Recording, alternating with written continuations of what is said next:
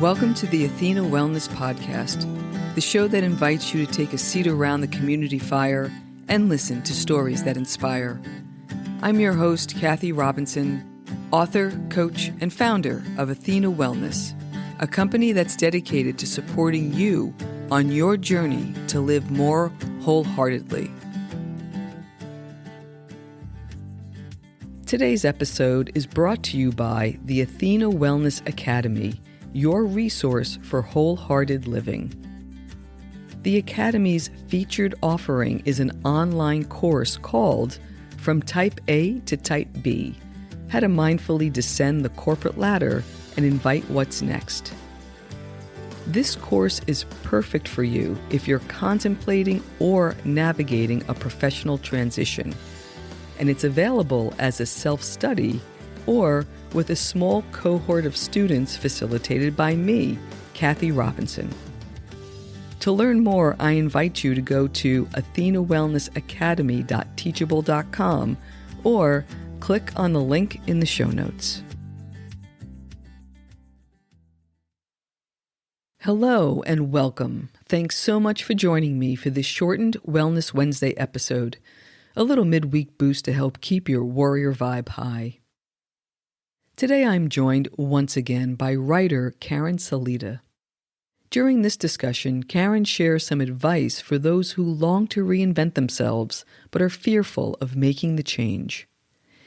And now on to the show. I hope you find this conversation helpful. Once again, I'm joined by writer Karen Salita. Welcome back, Karen. Thank you. Great to be back. I'd love to explore a passage from your book, 101 Soul Seeds. It's the first one, and it begins with this quote: "Reinventing yourself is less about transforming yourself and more about how you're showing up in the world." So with that as a backdrop, I'd love for you to speak to the listener who is resonating with this idea of reinvention, but is very comfortable in the grooves of daily life and maybe even fearful of change. What are some things that you would suggest? Well, first, I love that you brought up this idea of the daily grooves of life, right? The well-worn path that we've been down so many times that your wheels just kind of stay in there without you even having to think about it. You know, I think about the highways of life that are easy to travel. We take highways because they're efficient, not because they are, scenic necessarily. Often they're not scenic or particularly enjoyable, but really they're just energetically predictable. And it allows us to be on autopilot, which, yeah, it might be easy, but the challenge is if you stay on a highway long enough without paying attention, you're going to end up somewhere you didn't intend to be. So we really do have to be thoughtful and intentional about whether those deep grooves are actually serving us and taking us in a direction that is a place that we would like to find ourselves in. And a great example, actually, of being in deep grooves was shared when a study was done back in 2014. There was a labor strike in London. It shut down all the train stations and people had to find new ways to work. And it caused a lot of commotion. People were very upset that their daily habits were being disrupted. And the labor strike went on for a short time, not too long. A group happened to be doing a study at the time. And what they found, they were doing a transportation study, but what they found was that when the labor strike was over, 1 out of 20 passengers had found a new way to get to work and they never went back to the old way. So when we think about the deep grooves in our lives, the efficient ways that we navigate our lives, sometimes it takes a little bit of disruption to find a better way. And anybody who is resonating with the idea of change is probably resonating because there's a small amount of disruption in their lives, letting them know that what they're doing may not be working as well for them as they would like it to be, and that there might be a better way.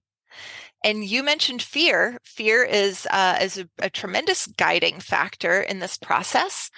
But really, we have to think about what is fear? What does it represent? And I think of fear as just being the anticipation of negative emotion in the future. Like, fear is not actually threatening. It just is the anticipation that maybe we'll have to deal with some stuff in the process. And it's kind of the idea that the emotional discomfort might be difficult. Okay, well, so you get off the highway, you might have a little bit of a bumpy road, but the idea is that if we don't allow ourselves to get off of autopilot and become intentional with the change that we are looking to create, then we might end up in, a life that doesn't feel good to us. So one of the quotes that I like, a famous quote, is that change happens when the pain of staying the same becomes greater than the pain of changing. So we have to look at those disruptions in our life that are making the idea of reinventing ourselves seem appealing, and allow the disruption to inspire us to find new options for our lives.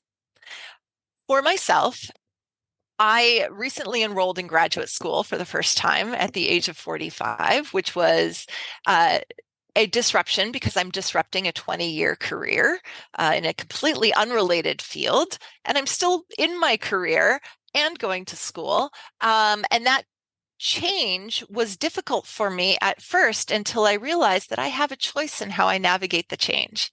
So I would encourage anybody who is going through something similar to put themselves on a playground. And on the playground, think about, which part of the playground would you like to play in? For myself, I chose the teeter-totter. I am walking up one side of the teeter-totter slowly and kind of standing at the top.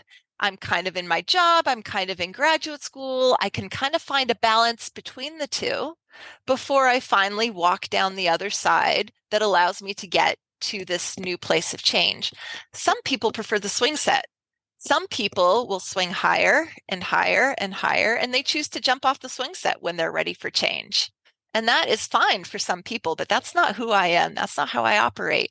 So change can happen quickly and change can happen slowly. It's up to the individual. But if you feel like you're being attracted toward change, find a way of incorporating more of that change into your current life by taking a class or joining a club or doing online workshops and seminars, and let yourself play in that world. Let yourself play on that playground while continuing to navigate, some of your highways of life. And eventually, when the other things that you're engaged in provide you with the quality of stimulation and the quality of fulfillment that you're looking for, getting off the highway isn't so difficult anymore because you're going somewhere that you're excited to be. So everybody navigates change in their own ways. And when, you mentioned the playground, I went right over to the slide because I'm just going to glide into the next one. The days of jumping off the swing are over. I don't want to go round and round on the merry-go-round or up and down. I just want to slide and glide. I love that so much. And then I would also say, when you are on the playground, to find a friend, because it's much more fun too. It's hard to be on the teeter-totter on your own.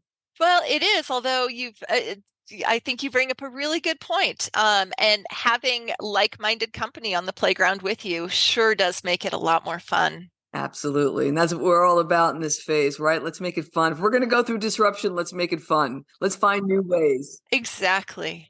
And it is fun, and it has been a really enjoyable journey. And I do love being able to share the process with other people so that they can experience it too. Great. Well, thank you so much for being here and sharing it with us. I will link everything up in the show notes again. And I thank you very much, Karen, for your time. Thank you. This has been wonderful. Thank you so much for joining me today. I know there are many ways you can spend your time. Thank you for choosing to spend it with me. Until our paths cross again, be kind to yourself and show your warrior spirit some love. If you know anyone who could benefit from today's episode, please pass it on. And many thanks for supporting the show by subscribing and leaving a review. It means a lot, and it helps others find their way to our circle. If you'd like to access the show notes, have a question you'd like addressed on a future episode, or would like a transcript of this episode, visit www.athenawellness.com/podcast. Until next time, be well.